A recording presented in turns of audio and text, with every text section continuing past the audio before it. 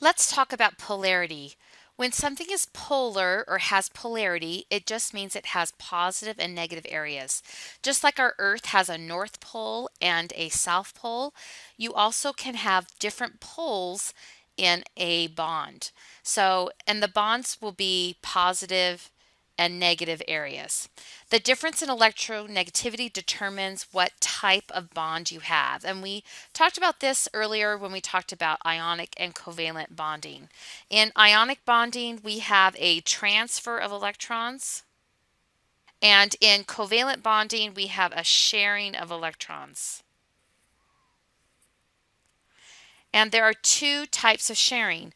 We can share equally or we can share unequally. In polar covalent, we have unequal sharing. So this means that we have a covalent bond, so it is sharing, but it is sharing unequally due to the electronegativity. For example, our most electronegative element is fluorine, and let's bond it to hydrogen. So between hydrogen and fluorine, we know fluorine is more electronegative, and so it's going to take the electrons in the bond most of the time. So it's still going to share it, but most of the time it will be with the fluorine. So I'm just going to draw a little piggy face with my fluorine so we can remember that it's an electron hog. So different ways to show this. The piggy face is not very scientific, but I can draw this little delta sign. This is the lowercase delta. You might have had the little triangle delta maybe in math class showing that there's a difference. So this is a lowercase delta that is used to show polarity. So we have delta minus on this side because of our electron hog for fluorine. And so that means hydrogen has a positive overall charge. Well, here I have two poles. This is polar. Another way to show that this bond is polar is to use an arrow. The arrow will always point to the most electronegative atom in the bond so that I know that where the arrow is pointing, that one is going to be the negative pole.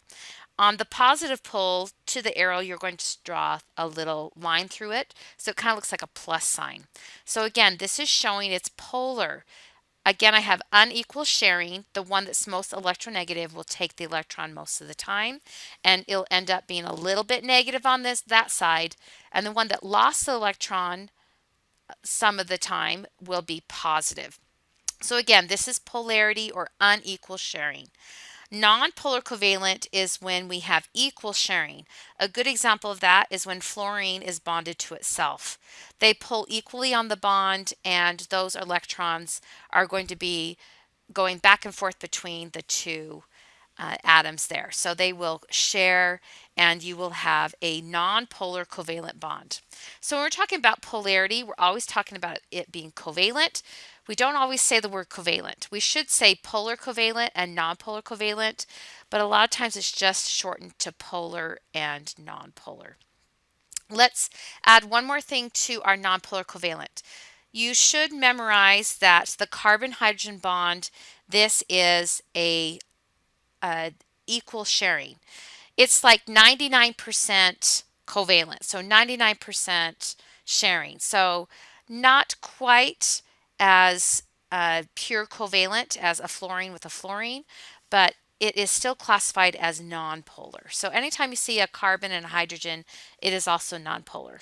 So again, something is nonpolar covalent when it is bonded to itself or it's the carbon hydrogen bond. If it's not those two situations, it is polar.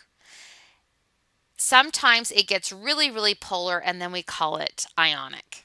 So it's either nonpolar or polar. Go ahead and stop the video and classify each of these bonds as being polar or nonpolar, and then list them in order of increasing polarity. Okay, we're back. So let's go through and identify polar and nonpolar. So on the first one, it's bonded to itself, and so because of this, this is nonpolar. The second one, it is not bonded to itself, so it's polar because it's different. And this next one is the one that you need to memorize, the carbon-hydrogen bond. So this one is also nonpolar. Let's put it in order of increasing polarity. So the one that's most polar is the one that we classified as polar. So that one will come last. Which one will come first is the self-bonding one. So that's a pure covalent bond. And then carbon-hydrogen bond is really, really close to that, but not quite bonded to itself. Hydrogen and carbon have very similar electronegativities, but not enough to make it polar. It will stay nonpolar.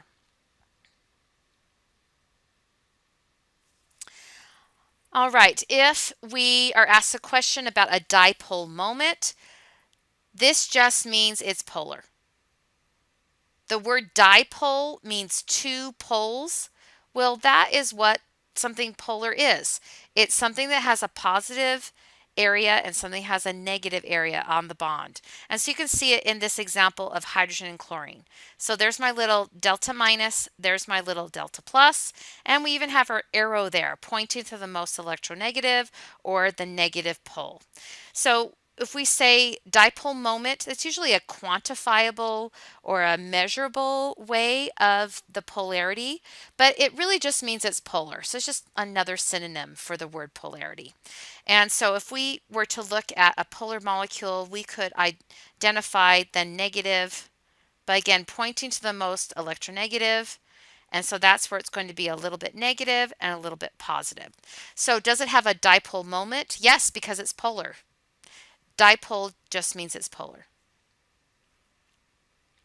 Here is a kind of electron cloud density to compare covalent with ionic and nonpolar covalent with polar covalent.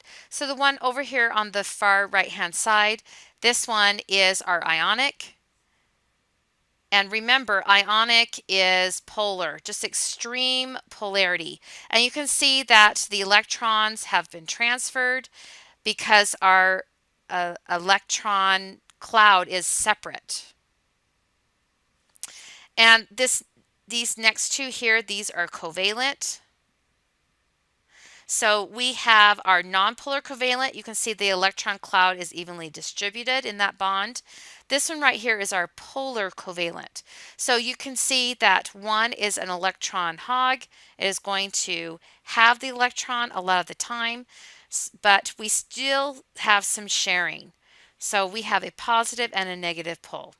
And our ionic, I can draw in that it also has a positive and negative pole, but you can see the electron cloud is more separate. So again, ionic just means extreme polarity.